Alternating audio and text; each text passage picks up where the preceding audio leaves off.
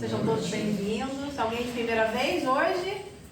Não? Todos já estiveram aqui na nossa casa. Então hoje nós teremos um tema bastante interessante. Vai ser sobre a casa mental, baseado no livro No Mundo Maior, de André Luiz. Mas antes da gente começar a nossa palestra com a nossa querida tarefeira do bem, que é a Lisânia, nós vamos fazer uma leitura de uma página inicial que está no livrinho Vinha de Luz, no capítulo 133. O título da página é Casa Espiritual. Há uma citação da primeira carta de Pedro, no capítulo 2, versículo 5, que diz o seguinte: Vós também, como pedras vivas, sois edificados casa espiritual. E aí o Emmanuel vem discorrendo da seguinte forma: cada homem é uma casa espiritual que deve estar, por deliberação e esforço do morador, em contínua modificação para melhor. Valendo-nos do símbolo, recordamos que existem casas ao abandono, caminhando para a ruína, e outras que se revelam sufocadas pela era é uma planta, entrelaçada ou transformadas em redutos de seres traiçoeiros e venenosos da sombra. Aparecem de quando em quando edificações relaxadas, cujos inquilinos jamais se animam a remover o lixo desprezível e observam-se as moradias fantasiosas que ostentam fachada soberba com indisfaçável desorganização interior, tanto quanto as que se encontram penhoradas por hipotecas de grande vulto, sendo justo acrescentar que são raras as residências completamente livres em constante renovação para melhor. O aprendiz do Evangelho precisa, pois, refletir nas palavras de Simão Pedro, porque a lição de Jesus não deve ser tomada apenas como carícia embaladora, e sim um material de construção e reconstrução da reforma integral da casa íntima. Muitas vezes é imprescindível que os alicerces de nosso santuário interior sejam abalados e renovados. Cristo não é somente uma figuração filosófica ou religiosa nos altiplanos do pensamento universal. É também o restaurador da casa espiritual dos homens. O cristão, sem reforma interna, dispõe apenas das plantas do serviço. O discípulo sincero, porém, é o trabalhador devotado que atinge a luz do Senhor, não em benefício de Jesus, mas, sobretudo, em favor de si mesmo.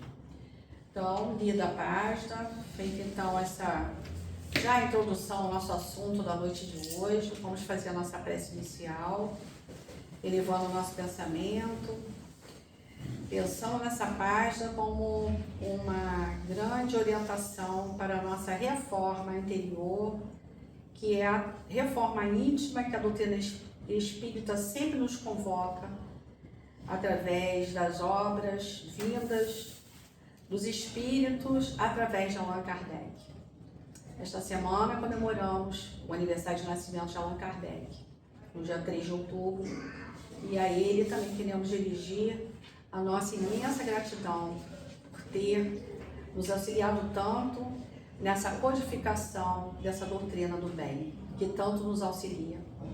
Abençoa, Senhor, a cada um de nós que aqui estamos presencialmente, aos que estão em casa nos assistindo, que possam também receber essa boa vibração, essa energia do bem, essa energia salutar que recebemos aqui no Centro Espírita Tarefeiros do Bem. Obrigada, que assim seja, graças a Deus. Vou convidar a Zânia Jorge, ela é trabalhadora da reunião do cuidado, reuniões mediúnicas, o que mais? Zânia, fala o teu currículo aí pra gente. A casa é sua, amiga. Obrigada. Vamos aqui torcendo. Olá, boa noite. Acho que eu já conheço todo mundo aqui na mesa, né? Nós já nos conhecemos, então somos íntimos na nossa palestra. Vamos conversar hoje sobre o tema do Mundo Maior, esse livro do André Luiz. Ele é o 5º livro da série André Luiz. E nós escolhemos falar sobre a casa mental, mas não da parte científica. Isso vocês podem ver depois, tem vários especialistas que dissertam bem sobre isso. Então nós escolhemos falar do cotidiano, do nosso cotidiano. Como é que é a nossa casa mental? Como é que nós estamos organizando a nossa casa mental? Como os nossos pensamentos interferem nas nossas realizações para o futuro? E como podemos, em diversos momentos do nosso cotidiano, acessar o passado de modo improdutivo para nós? Então, nesse capítulo que eu escolhi, André Luiz e Calderaro. Calderaro é o instrutor de André Luiz. E eles vão fazer uma série de incursões aos necessitados. Algumas pessoas necessitadas que receberam, através de intercessões, um chamado para serem socorridos. Bem, então, nesse capítulo que é o quarto capítulo, estudando o cérebro, e antes vem falando sobre a casa mental. É o terceiro e o quarto capítulo. Nesse capítulo 3, quando ele fala da casa mental, para o nosso entendimento, Calderaro divide a casa mental em 3 compartimentos, né? Ele diz: comparemos a nossa casa mental com um castelo, que é dividido em 3 compartimentos. Então, no primeiro andar, nós estamos no passado. Lá estão os nossos instintos, né? As nossas questões mais voltadas para instintos primários mesmos, para a animalidade. Quando nós vamos imaginar assim, vamos para um jogo de futebol. Quando a gente começa a discutir com alguém, a gente automaticamente volta para esse primeiro andar. Vem a discussão, vem a briga, vem a cólera, vem vários sentimentos que estão armazenados lá e que nós pensávamos que já tínhamos esquecido, né? Já que a maioria de nós já está no segundo andar e visitando o terceiro andar com frequência. E o segundo andar, o que é? O segundo andar, ele diz que é o presente. É onde nós construímos os nossos projetos para o futuro. São as realizações, é o exercício da vontade, são as escolhas que nós fazemos visando o terceiro andar. E o terceiro andar é o contato com o divino. É onde nós pensamos e construímos esse equilíbrio moral que a gente tanto necessita. Mas o que acontece conosco é que, como é um castelo, né? A gente, quando sobe do primeiro para o segundo, a gente vai de escada, na maioria das vezes, né? Escada porque são passos, né? São passos. Quando a gente vai do segundo para o terceiro, né? São passos mais lentos ainda. Mas quando a gente descamba do terceiro para o primeiro, é assim, porque é rápido. É como escada, é repentino. A gente não se dá conta que a gente foi para os sentimentos primários, a gente foi para os instintos mesmo primários, sem perceber, né? Diz Haroldo que a gente tem dentro da gente vamos dizer assim, um zoológico, né? É elefante, é onça, é jacaré, um monte de coisa. E cada animal se apresenta de acordo com a situação. Vocês já perceberam que a gente às vezes se surpreende com as nossas atitudes? É? A gente vai lá para o primeiro andar e quando a gente percebe que está lá no primeiro andar, né? Esse andar dos instintos primários, que nós já passamos, que é passado, e a gente se surpreende, nossa, como é que eu reagi dessa maneira, determinada atitude? Não precisava dessa maneira, ele só pisou no meu pé. E às vezes a gente reage instintivamente, inadvertidamente, sem percebermos o que está acontecendo conosco. Então ele explica isso para que a gente possa entender o que aconteceu com essa história que nós vamos conversar. Nós vamos conversar sobre um encarnado e um desencarnado. O Pedro é o encarnado e o Camilo é o desencarnado.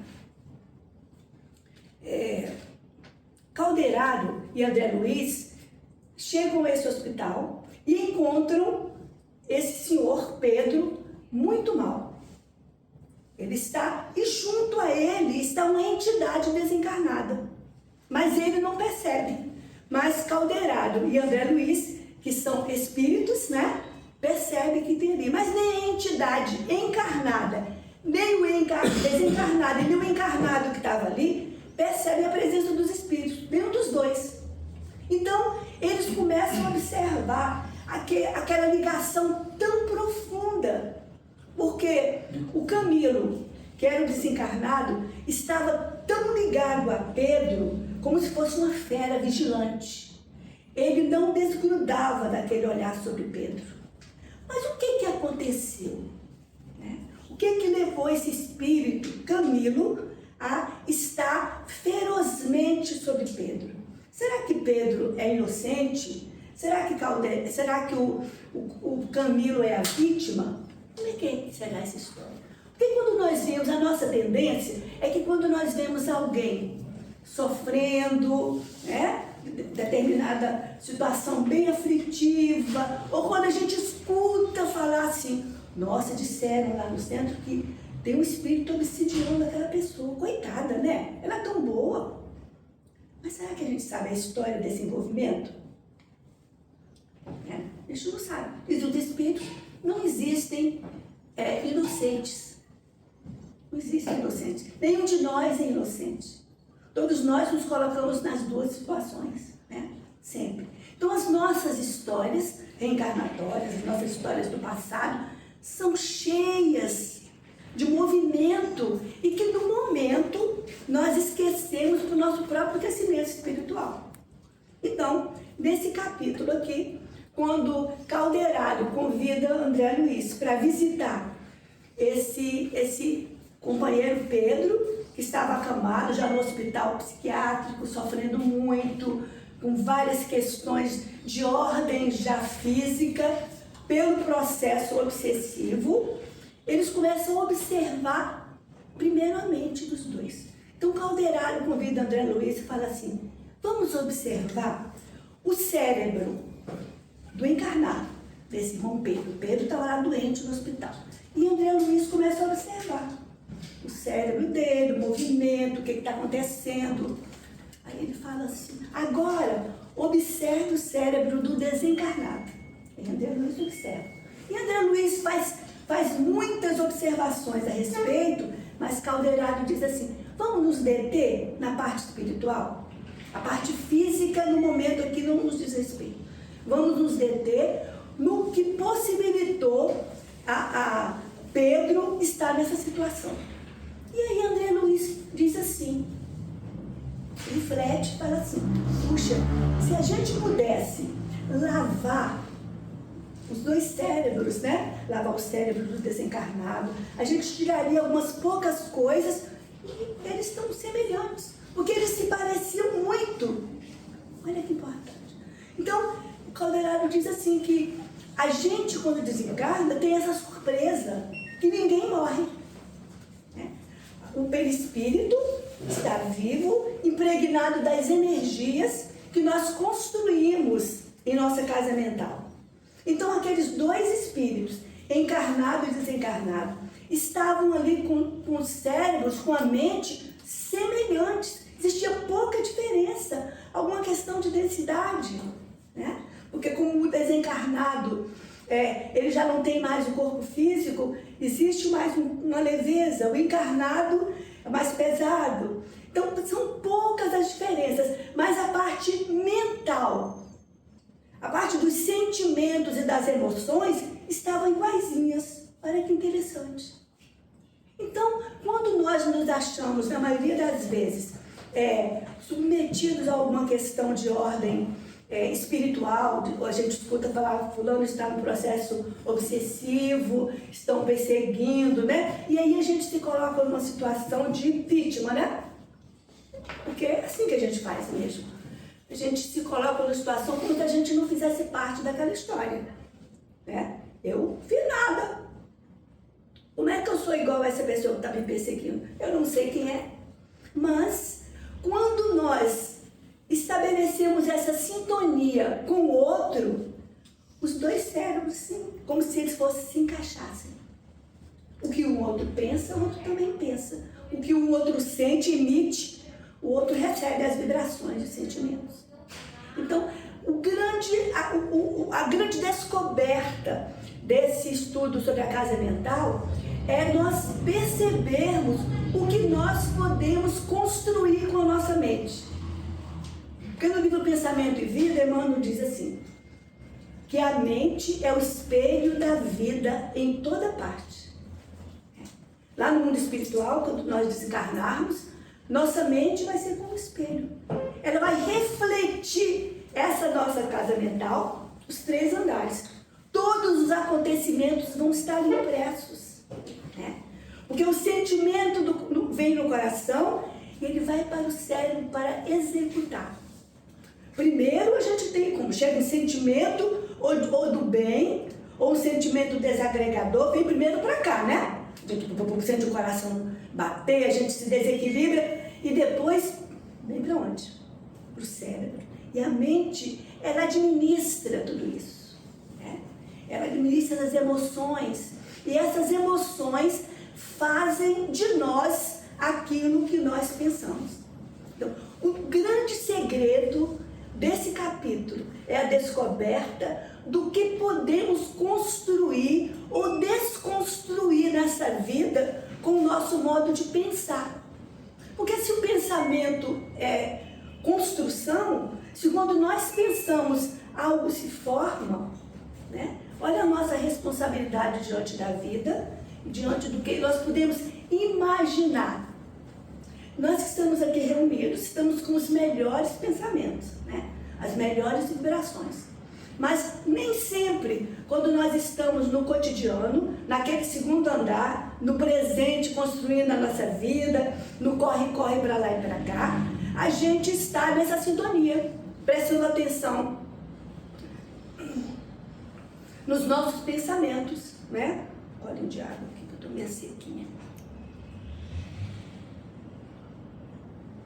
Bem, então vamos conhecer essa história desses 2 rapazes, né? Um era um senhor já, e o outro era, na época do acontecimento, ele era um rapaz jovem.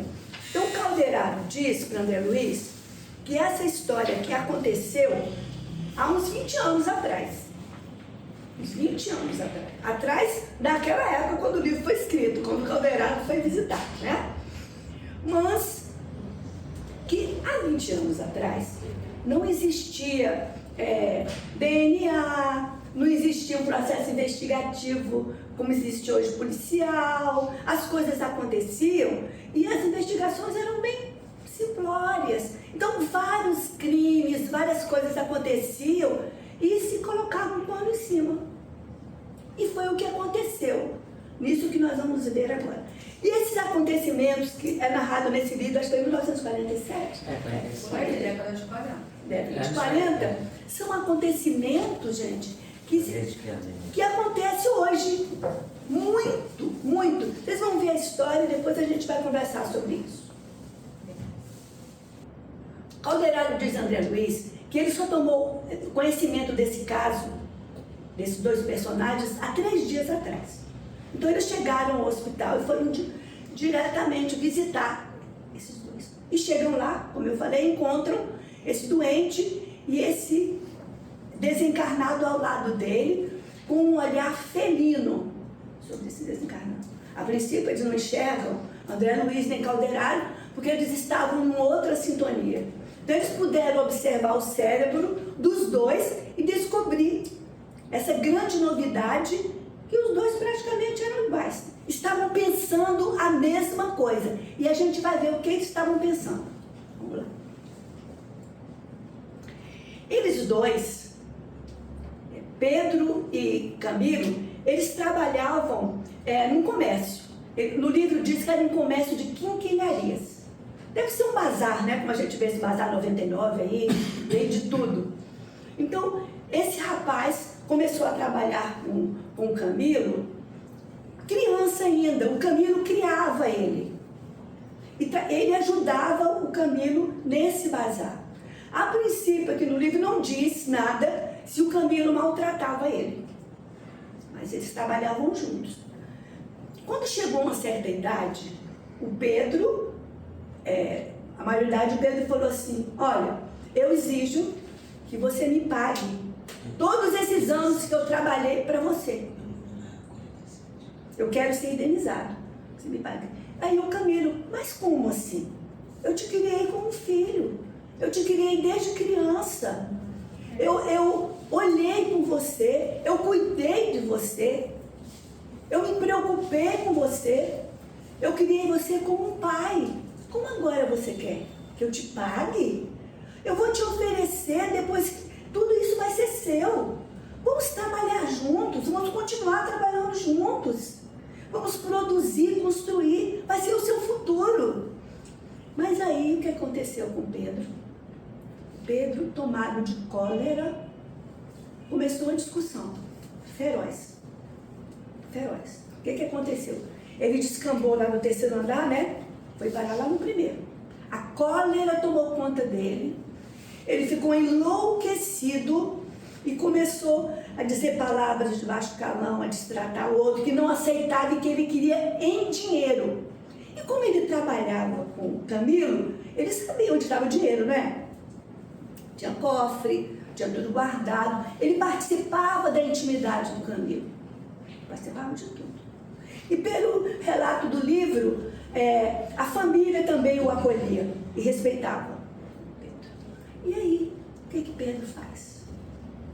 Pedro mata o Camilo, prepara um cenário todinho, fecha a casa comercial, tira todas as provas, né? Que seriam a olho nu descobertas, fecha tudo. E como a família de Camilo estava fora, em férias, deu para ele fazer tudo perfeitamente. Voltou para casa, no dia seguinte, ele vai lá e como se estivesse batendo na porta, tentando abrir, ninguém abre. Aí ele chama a polícia. Olha, ele não abrindo a porta. O que está acontecendo? Vamos ver. Já bati várias vezes e ele não atende. E aí a polícia entra e encontra o Camilo morto. Mas antes disso, o que Pedro faz?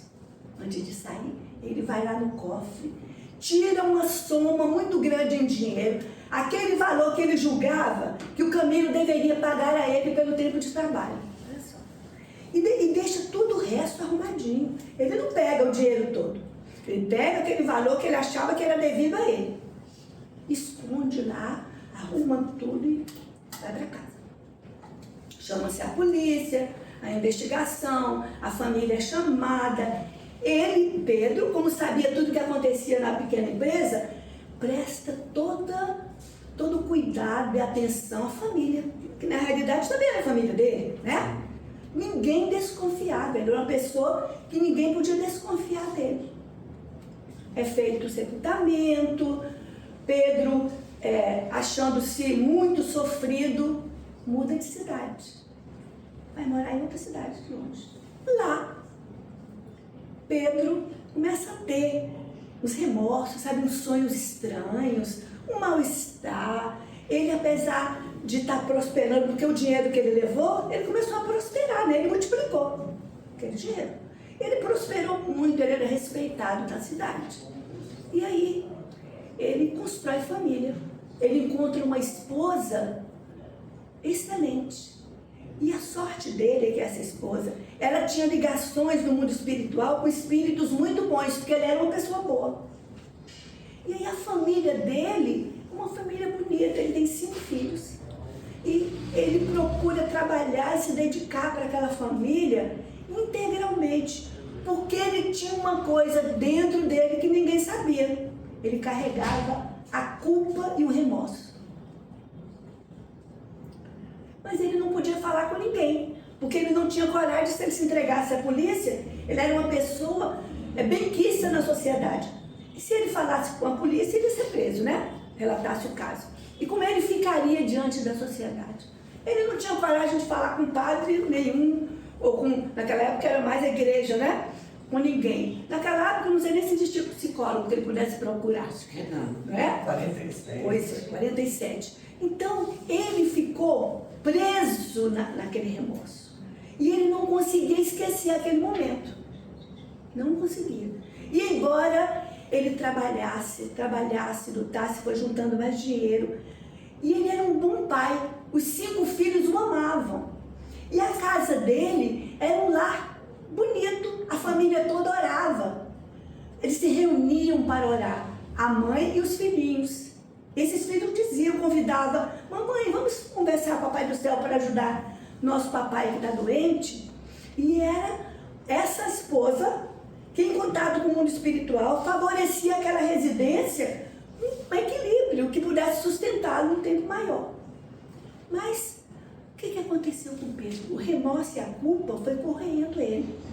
E ele se dedicava tempo integral ao trabalho. Por quê? Ele pensava assim: se eu trabalhar muito, eu vou esquecer. Eu vou conseguir botar embaixo do tapete, ninguém vai saber. E ele trabalhava o tempo todo. Só enquanto ele trabalhava, o pensamento não parava, né? Porque ele estava ligado àquele espírito desencarnado que estava acompanhando ele. O Camilo tinha um ódio dele terrível. Como entender que alguém que você criou e amou como um filho te tira a vida por questões materiais? Camilo não entendia isso. E aí esse ódio foi crescendo e Pedro foi ficando cada vez mais debilitado. Ia para os médicos, fazia os exames. A princípio não se descobria. Vai para as zonas de descanso, né? Tira umas férias e nada dava sossego a ele. E ele não compartilhava com ninguém. Então diz Calderaro, que se ele tivesse aberto o coração para confessar alguém, talvez ele se libertasse um pouco, né? Ele abrisse condições de ir para o 3º andar. Mas o que aconteceu? Ele ficou no 2º. Ele ficou no 2º andar, só lutando por bens materiais, preso excessivamente ao trabalho. Vamos refletir um pouco sobre isso. Às vezes a gente trabalha muito, não tem descanso, a gente fala: estou construindo meu futuro. Enquanto eu tiver força, eu estou trabalhando. Minha família, eu preciso deixar um pé de meia. E aí, será? O que a gente está querendo deixar escondido? O que a gente não está querendo olhar? O que a gente não quer encarar? Às vezes, a gente trabalha excessivamente, querendo esquecer algo que nos incomoda e a gente não sabe o que é. Porque volta e meia, o passado volta em lances, não é? Volta em lances e alguma coisa nos incomoda. E aí a gente trabalha imaginando que com o trabalho excessivo a gente possa fechar aquela porta.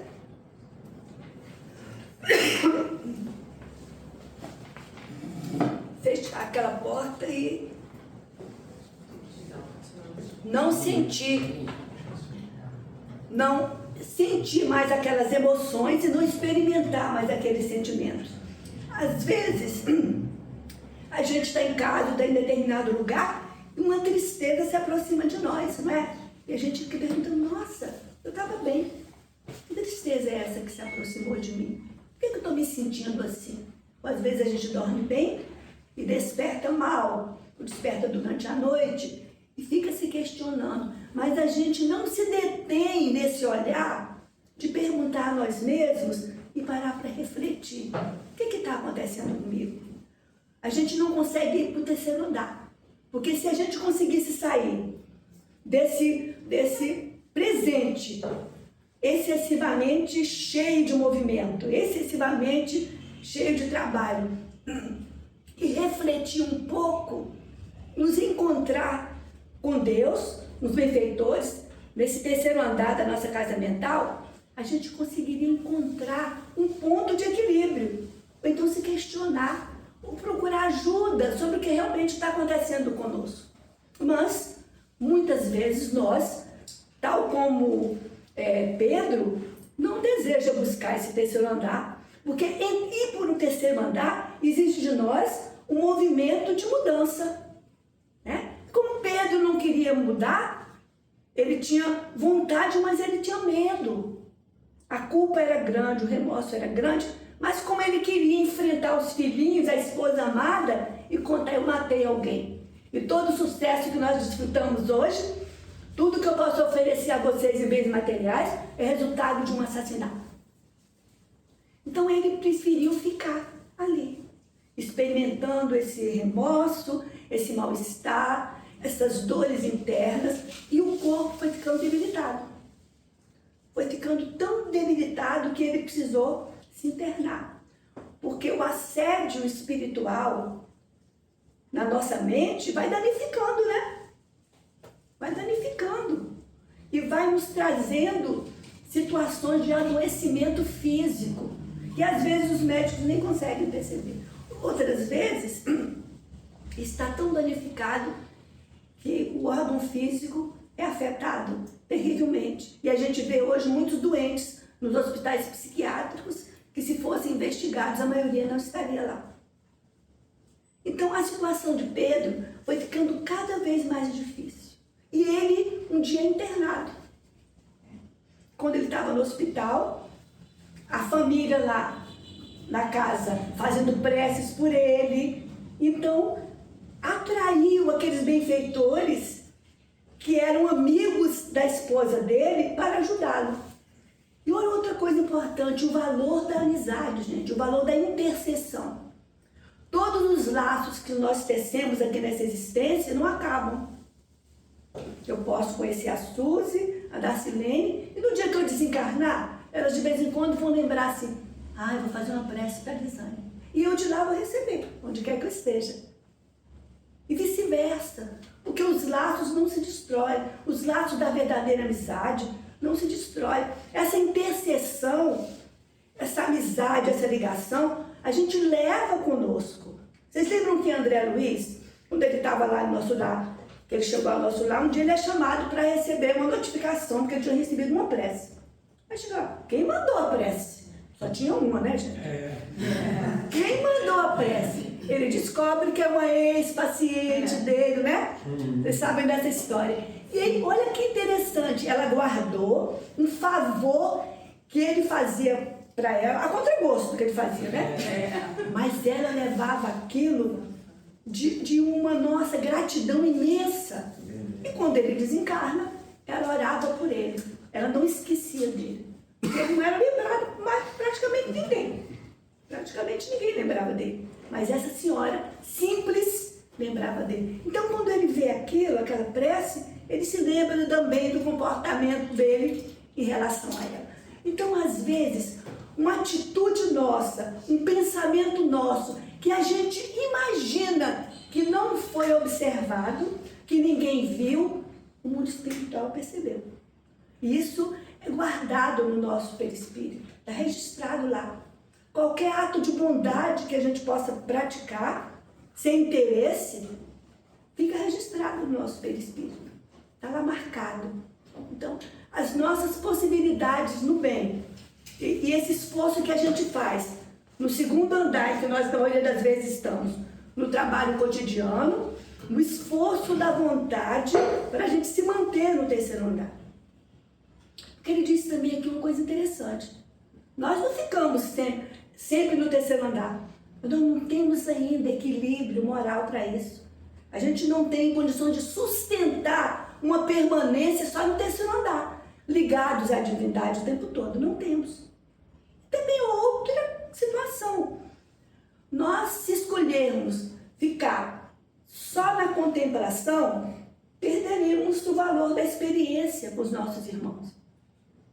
Então, a gente participa, a gente entra em contato com a divindade, a gente aure forças, a gente se esforça para se tornar melhor, a gente aplica o exercício da vontade na nossa transformação, a gente faz todos esses movimentos, mas a gente não tem condições ainda de permanecer só no terceiro andar. Então, volta e meia, né?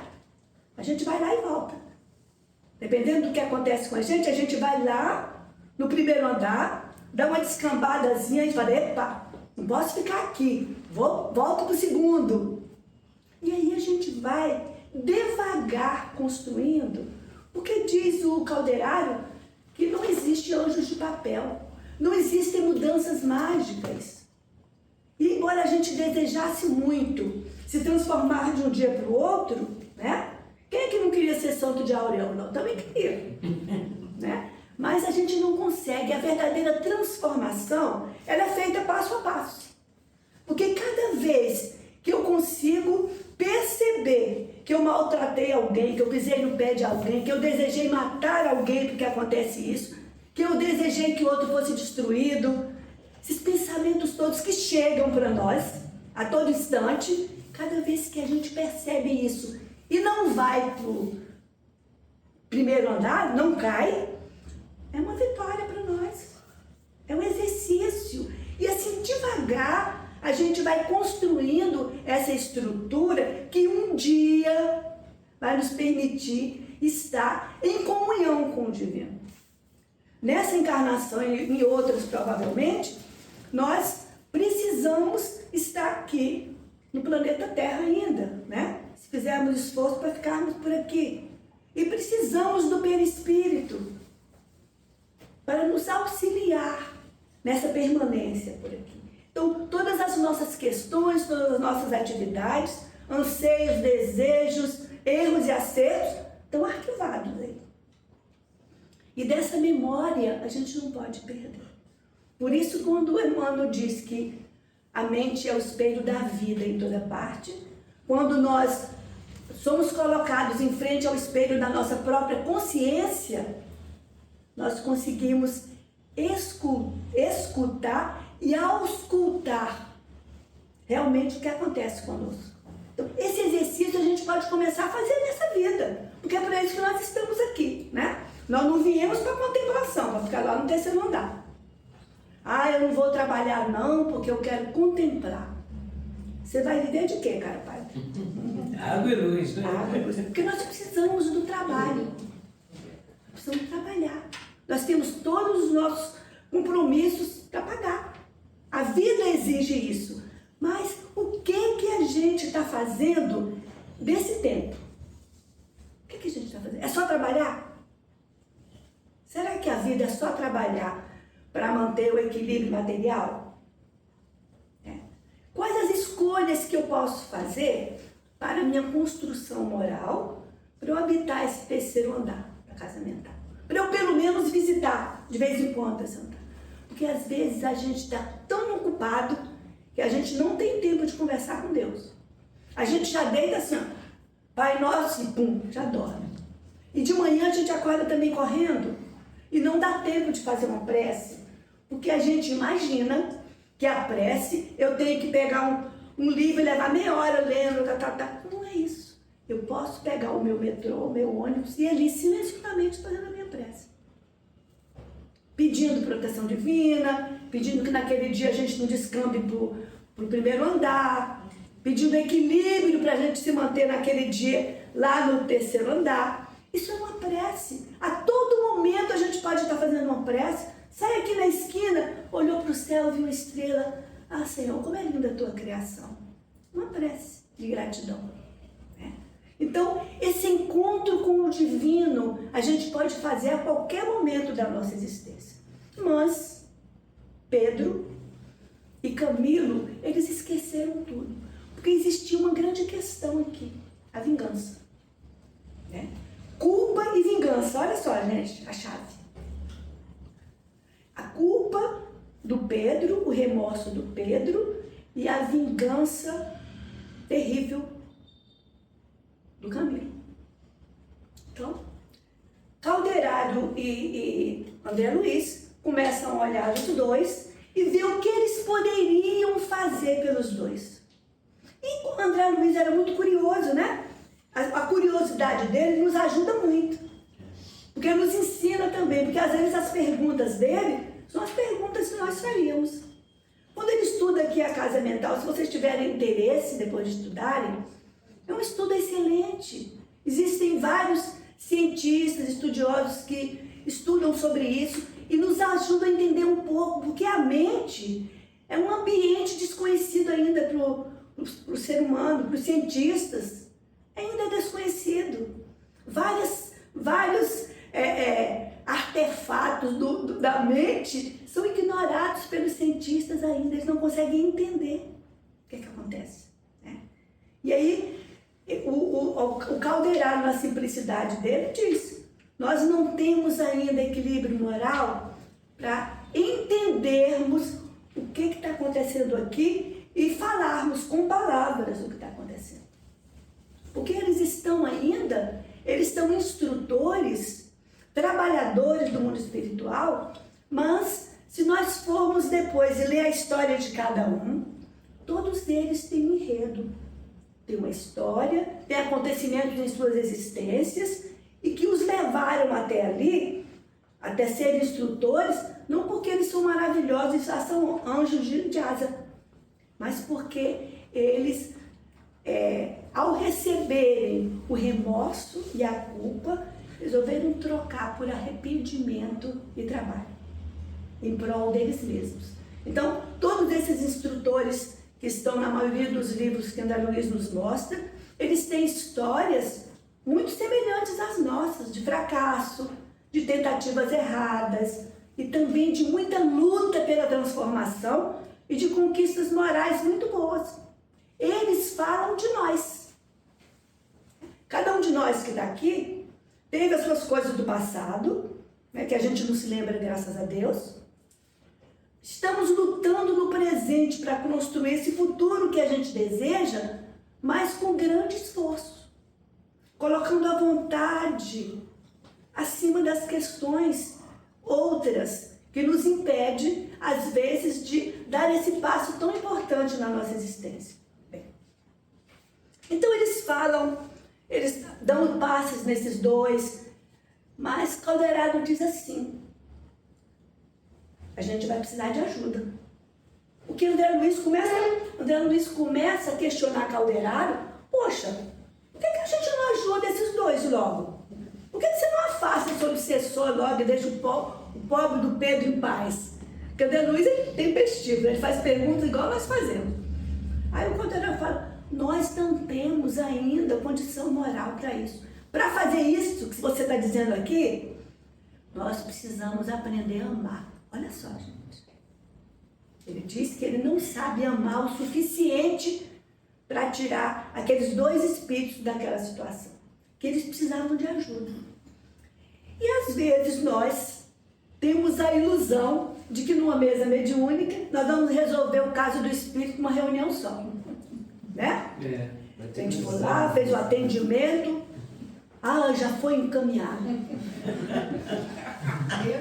Olha a ilusão que a gente faz, não é verdade? É como se a gente fosse ao médico com um mal muito grande e o médico passasse lá: eu já sei estudar, já estou curada, ele passou isso aqui para mim. Não, é verdade, não é assim. O que os espíritos nos dizem? Né? Tudo é um processo. Se eu estou adoecida da mente há 20, 30, 40, um século, eu vou me curar no atendimento só? Né? É uma ilusão que nós temos. Porque o que ele diz aqui, Calderaro, o que cura não é o discurso, não, gente. É o amor. É o amor. E esse amor, nós ainda não temos desenvolvido em nós a ponto de separar esses dois espíritos. Então, ele diz assim: nós precisamos chamar alguém que sabe amar. E eles vão lá. E chamam quem? Cipriana. Uma mulher que, quando aparece, é sua luz, na sua simplicidade. E ele diz, ela sabe amar. Ela já aprendeu a amar. Ela tem condições. E quando Cipriana aparece, esses dois espíritos, ela fala para os dois, chama pelos dois, e os dois olham para ela espantados. Pensam que é Nossa Senhora. É a ideia, né? Que eles têm, porque ela com aquela luminosidade, e aí eles se ajoelham aos pés dela. Começa o processo de transformação dos dois. Inicialmente, o Pedro diz do que ele fez. Ela pergunta, por que você fez isso com ele? Você matou exigindo justiça? Olha tudo que você fez, acarretou para o seu caminho. Mas o Camilo não perdoa inicialmente. Ele disse que ele não pode perdoar alguém que causou a ele tanto mal. E aí prossegue a história mostrando para nós que a nossa mente e as nossas construções mentais podem fazer de nós a vítima, né, ou o verdugo, na posição que nós ocuparmos. Esse capítulo nos convida a gente rever os nossos conceitos de justiça. Quais são os nossos conceitos de justiça? Quando a gente escuta ali no jornal, né, no jornal da televisão, falando sobre alguém que cometeu uma grande coisa. Qual é o nosso primeiro impulso mesmo? Mata. Tem que existir pena de morte. A maioria de nós ainda fala isso. Nem que seja pro segundo, a gente descamba lá pro primeiro andar. Mas se for parente nosso, não. Não, parente nosso não. Não pode. Parente nosso é bonzinho, tem justificativa. Mas, e aí os espíritos dizem pra gente que nenhuma doutrinação resolve o problema do espírito doente. Que todas essas pessoas que estão aí, né, cometendo atrocidades terríveis, todas elas estão agindo assim porque são doentes. São doentes da mente. Elas não conseguem ainda perceber quanto mal elas podem fazer, primeiramente a si mesmos e ao outro, com esse comportamento mental. Então, se o pensamento que nós emitimos pode ajudar ou destruir o outro, ele atinge o outro com flecha certeira, no momento que eu emito aquele pensamento, quanta força nós temos dentro de nós, né? Quanta força. É uma máquina geradora. A gente tem aqui dentro da mente uma coisa que está sempre em grande, se movimentando o tempo todo, pedindo de nós esse olhar atencioso sobre o que nós estamos pensando, o que nós estamos emitindo. Porque, claro, nós somos todos imperfeitos ainda. Vamos visitar esse porão lá embaixo, esse primeiro andar, sempre. Às vezes, várias vezes ao dia, né? Às vezes, várias vezes ao dia. Mas a gente já tem condições de sair rapidamente dali. Puxa, eu não posso pensar assim. A gente já pensou, eu escutei lá, no Tarefeiro, eu já li no Livro dos Espíritos, né? Que se eu fizer isso, eu estou contribuindo para quê? Para que espíritos do mesmo teor de pensamentos igual ao meu, você precisa de mim. E fala, vai lá, faz isso mesmo. Tem um porteiro no meu prédio que ele me contou um caso e eu fiquei refletindo sobre isso. Ele falou que uma vez estava no ônibus com vários companheiros, trabalhavam numa obra lá, não sei o que, e eles estavam em cima do caminhão. E aí um outro foi mexer na mochila e viu que tinha sumido os objetos dele. Aí todo fulano sumiu o meu aqui, vê na sua. Eu sei que no final descobriram que era um dos companheiros. O que eles fizeram? Um tomou a iniciativa, jogou o outro para fora. Todos os outros pularam em cima. Falei, você também foi? Fui. Todo mundo foi. Cada um deu aquilo que ele julgava que era justiça. Falei, e a pessoa? Não sei. Não sei se viveu, não sei se morreu. Você, como é que se sente hoje? Pensando nisso. Ele ficou assim pensando. E eu fiquei refletindo de como nós todos, nós outros, que ainda estamos aqui nessa vida, nesse planeta ainda tão conturbado, somos levados a imaginar, a acreditar, a ir atrás do que nos chegam, notícias que nos chegam. Às vezes a gente nem conhece a pessoa. O cara está lá do outro lado do mundo, né? No Ocidente, no Oriente, lá. Eu não sei nem quem é o cara direito. Escuto, não sei nem pronunciar o nome, mas eu julgo. Não é verdade? Não é impressionante isso, gente? É impressionante. E é importante, nesse nosso processo de transformação, que a gente se dê conta disso. Porque não é feio, não. Eu penso mesmo. Eu também penso. Quando eu vejo uma coisa errada, que eu acho que o certo deveria do jeito de ser que eu penso, eu quero que seja imediato, eu desejo que seja imediato. Meu Deus, pelo amor de Deus, tem compaixão, é como se Deus não tivesse compaixão. Tem compaixão, Senhor, é assim que a gente fala. Deus não é compassivo? Deus não tem compaixão de nós? Tem, mas Deus é justo. Deus é justo. E a justiça divina, ela é diferente dessa justiça que a gente pleiteia hoje. É incrível. Quando a gente pensa em Pedro e Camilo,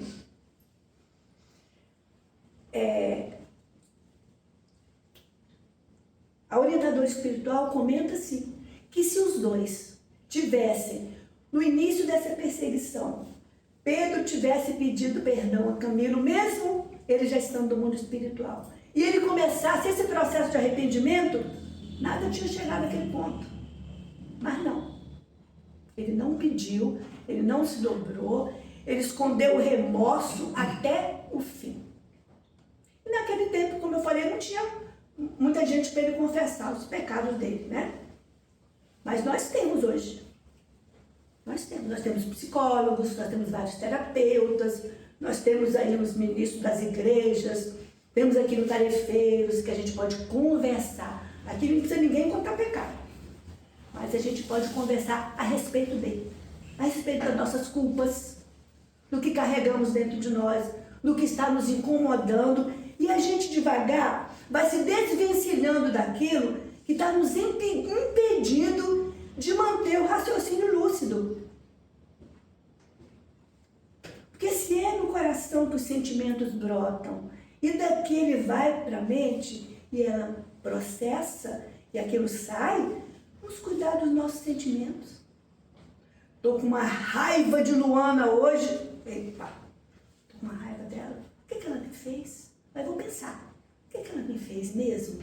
Vou raciocinar. Às vezes o que ela fez me causou mal mesmo. Mas aí a gente pode começar a pensar, será que eu não tive nenhuma participação nisso? O que eu fiz que colaborou para que ela agisse daquela maneira comigo? Porque sempre, gente, existe uma parte. Sempre existe uma parte. A nossa parte naquela história. E embora a gente não consiga, às vezes, perceber claramente, se a gente olhar para o enredo, a gente percebe como a nossa presença, às vezes, a posição que ocupamos, interfere na atitude que aquela pessoa tomou e que foi danosa para nós. Vocês já viram a situação da herança? Herança, mais ou menos claro. Isso, né? A gente tem lá a delta divisão, né? E aí alguém, no meio daquilo, não concorda com aquela parte que vai ser sua, que segundo a lei é sua. Mas segundo a pessoa, não é sua. Ela não concorda. Ela acha que não seria da pessoa, seria dela, né? Ela tomou. Você veio aqui, interferiu na minha família, você tomou sob o olhar daquela pessoa. Se a gente parar para analisar sob o olhar da misericórdia divina, do entendimento divino, e pedindo a Ele para nos esclarecer, a gente vai entender. Eu entrei em uma família que já era construída. Aquela herança não foi construída por mim. Eu herdei porque eu virei um membro da família depois, né? E aquela pessoa que seria dona de toda a herança não concorda que alguém que não participou entre e receba. Quando a gente entende esse pedaço, a gente consegue entender porque o outro está agindo assim. E aí a gente consegue ter compaixão, entendimento. Ela está certa. Será que se eu estivesse no lugar dela, eu também não agiria assim? Isso vai nos ajudando a mudar o nível dos nossos pensamentos, a não nos ligarmos na mesma sintonia da outra pessoa. E quando nós entramos na mesma sintonia, pronto. Nós estamos pensando igual a ela e os pensamentos dela, juntos ao nosso, vão causar danos para mim e para ela também. Então, são diversas situações do cotidiano que a gente não costuma prestar muito atenção de como a nossa mente influi. Porque se tudo acontece aqui, como não cuidarmos da nossa mente? Como não cuidarmos da nossa casa mental? Como não varrermos de vez em quando o lixo que a gente acumula, né? Os descontentamentos com a vida, a não aceitação, né? Os pensamentos pessimistas que a gente carrega dentro da gente, né? A gente acha que o mundo não tem mais jeito, né? A gente olha para esses menores abandonados e fala, não vai, nessa encarnação não tem mais jeito não. Né? A gente esquece que todo esse movimento que está acontecendo, né, é transformador. E só vai mudar no momento em que cada um de nós abrirmos mão de alguma coisa que nos aprisiona essa situação. Mas como também estamos todos dando passos lentos, mas com energia suficiente para manter, porque não adianta a gente querer essa mudança automática e a gente não sustentar. Então é importante que a gente fale, Senhor, olha, eu não estou conseguindo segurar essa onda aqui, me dá força para eu segurar essa onda avassaladora que chegou para mim aqui. Hoje eu estou me sentindo muito mal, acordei com raiva, tive um sonho ruim de fulano. Vou analisar por que eu estou com um sonho ruim com fulano. Nos encontramos lá. Nesse mundo aí que a gente sabe o que acontece quando a gente adormece, né? Então, André Luiz chama a nossa atenção nessas perguntas todas que ele faz e nos alerta para esse cuidado que nós precisamos ter ao olharmos para essas pessoas que a gente acha que não tem jeito. Então ele diz aqui num trecho assim, Calderaro diz que essas pessoas que a gente acha que realmente não tem solução, que não tem mais jeito, são os ignorantes, os revoltados, os perturbadores, os impenitentes de alma impermeável às advertências edificantes, os enfatuados e os vaidosos dos mais variados matizes, perseverantes no mal, dissipadores da energia anímica e atitudes perversas diante da vida. Aí ele fala assim, mas antes de mais nada, André, modifiquemos o conceito. Porque olha só, André Luiz estava pensando tudo isso, né? Das pessoas que ele estava vendo. Calderaro chama ele para modificar o conceito. Modifiquemos o conceito para transformarmos em legítimos elementos de auxílio aos espíritos sofredores, desencarnados ou não, é-nos imprescindível compreender a perversidade como loucura, a revolta como ignorância e o desespero como enfermidade. Então, todos nós que estamos vendo, experimentando, vivendo essa situação de hoje, que a gente acha que não tem jeito, que a gente possa olhar esses nossos irmãos como enfermos da alma. Eles são ignorantes das leis divinas, mas eles também, um dia, vão galgar esses outros andares da casa mental.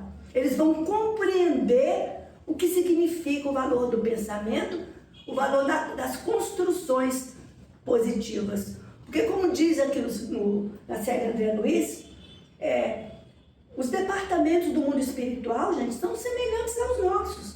Aqui nós não temos os diversos departamentos da sociedade, tem a favela, tem lugares que a gente não vai, né? Só entra aparelhado, só entra acompanhado com alguém que é mais forte, alguém que tem luz. Olha só, no mundo espiritual também é assim.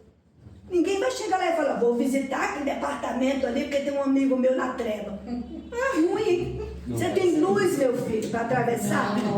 Não, então fica Por isso a intercessão é tão importante. Vamos interceder por aqueles que amamos e não sabemos onde estão. Se temos a sensação, algum sentimento que alguém que nós amamos não está bem, ou que algum inimigo espiritual de outras eras está cobrando de nós alguma coisa, oremos por ele daqui.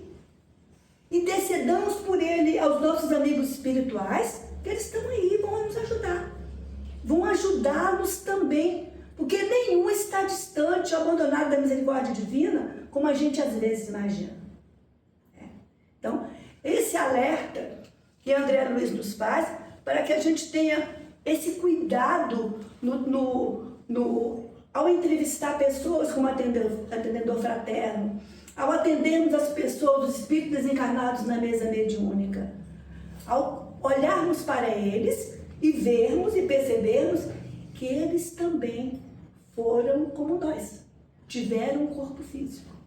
Apenas naquele momento eles descambaram no primeiro andar da casa mental e não estão conseguindo galgar outros andares. E precisam desse esclarecimento, eles precisam desse amor de que fala a companheira espiritual aqui. E esse amor a gente precisa ir aprendendo devagar a oferecer, principalmente aos nossos em casa, né? Primeiro aos nossos em casa. Marido, filho, sogra, sogro, e etc e tal. Que são eles produto da nossa transformação. São eles, em primeiro lugar, que nós devemos trabalhar conjuntamente para que eles se transformem junto conosco. Então, esse processo de comunidade, primeiro a nossa comunidade menor, a família, depois a gente vai estendendo esses bens, esses pensamentos que a gente imagina que não aconteça, né? Quando a gente faz uma prece em nossa casa, aquela prece irradia, segundo os espíritos, para o prédio, para o bairro, para o andar todo. Então, é preciso que a gente pense nisso. Qual a importância do meu pensamento sadio? A minha atitude que pode desencadear luz onde quer que eu esteja e que ninguém vai estar vendo, mas a misericordiosa está vendo. O nosso lar vai ser um ponto de luz detectado lá de longe. E os bons espíritos vão lá pousar. E vão levar junto com eles aqueles que precisam ser ajudados. E talvez os nossos parentes, aqueles que mais amamos. E é nesse conjunto, nessa cooperação mútua, que a gente vai transformando a nossa passagem por aqui, que não é tão simples como a gente pode imaginar, só porque a gente se tornou espírita. Nós nos tornamos espírita, graças a Deus, temos esse conhecimento do que podemos fazer com o nosso pensamento. Muitos não têm ainda, não têm essa consciência, mas nós já temos. Então, como os espíritos dizem, muito será pedido àqueles que mais sabem, né? Aqueles que muito sabem. E nós já sabemos de tudo isso. Então, vamos... já está passando a nossa hora. Eu gostaria de saber se alguém deseja perguntar alguma coisa. Se eu não souber, a gente discute juntos. Quem quiser complementar o estudo, deixa eu mostrar o livro aqui, No Mundo Maior. Um livro que traz muito aprendizado para a gente, muito aprendizado. Porque é através desses relatos que fazem parte do nosso cotidiano que a gente vai aprendendo. Porque as situações apresentadas lá são semelhantes às nossas que estamos vivendo aqui, não é? Se situações que estão acontecendo na sociedade hoje forem contadas no futuro, nos livros, não virá uma história assim, gente. Tem que ser discutida. A gente hoje em dia vê casos que a gente fala, nossa, pensei que dá um livro. Tem enredo, dá um livro. Como é que pode? São esses casos aqui. São essas influenciações espirituais que a gente sofre o tempo inteiro. Porque nós temos a noção errada, né? A ilusão de que a gente morreu. Tudo é apagado. Tudo acabou. A gente vai lá viver na contemplação, né? Do lado de Deus, na cadeira ao lado, sentada na nuvem, né? A porta aberta, São Pedro só abrindo a porta.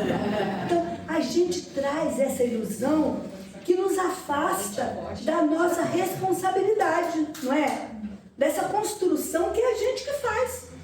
Então, como não existe da parte dos bons espíritos, da parte de Deus, de Jesus, preferência, nenhum de nós aqui é preferido de ninguém. Ah, ele tem um mentor maravilhoso que cuida dele. Ele que não ande na linha só para ver se o mentor vai cuidar dele. vai deixar ele andar com suas próprias pernas até ele aprender. Então, o exercício do educador qual é? Mostrar a lição e dar um livro para o aluno ler. Qual é o papel da mãe quando o filhinho está andando? Segura na mão, dá os primeiros passos. Aí a mãe vai vendo o filho cai, machuca o joelho.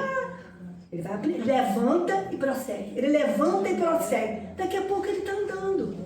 Então, o papel dos benfeitores espirituais conosco é exatamente assim. Senão nós não aprenderíamos.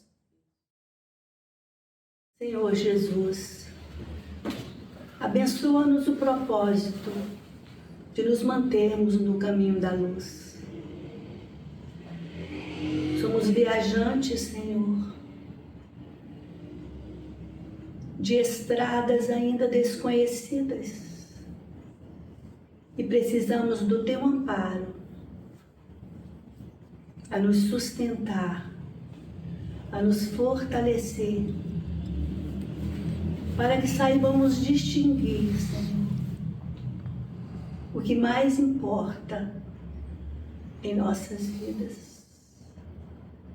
Com o objetivo de aqui estarmos, o que estamos construindo, Senhor Jesus, para o nosso futuro.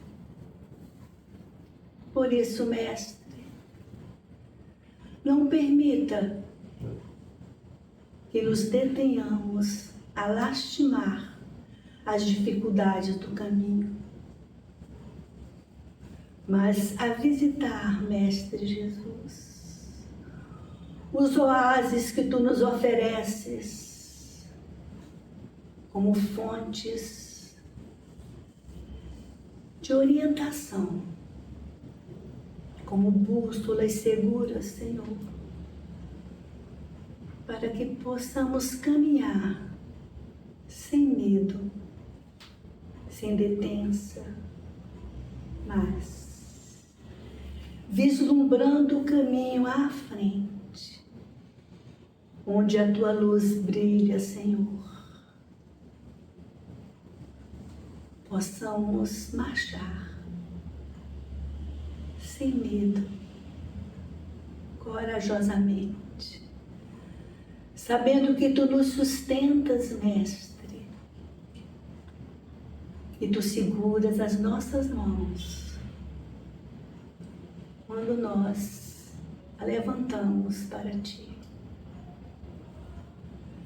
Ah, Senhor Jesus, Tu dissestes que nós somos a luz do mundo. Tu disseste, Mestre, que nós podemos ser o fermento e transformar toda a massa. Que a nossa levedura, Senhor, que as nossas atitudes, que os nossos esforços cotidianos possam ser fonte de inspiração para todos aqueles que cruzarem os nossos caminhos. E que os nossos pensamentos, Pai, sejam elementos transformadores, onde nosso falar seja esperançoso, Senhor, onde o nosso agir seja de incentivo e perseverança. Ah, Jesus, fica conosco, porque sem a Tua presença junto a nós, nos perdemos. Não nos deixes, pois, Pai, perdermos a noção do nosso objetivo por aqui. Tu és o caminho, a verdade e a vida. Tu disseste, Senhor, que possamos a cada dia nessa existência nos recordarmos dos Teus ensinamentos e dos Teus exemplos, Senhor, para prosseguirmos, tendo como objetivo maior em nossa existência a construção do amor em nós.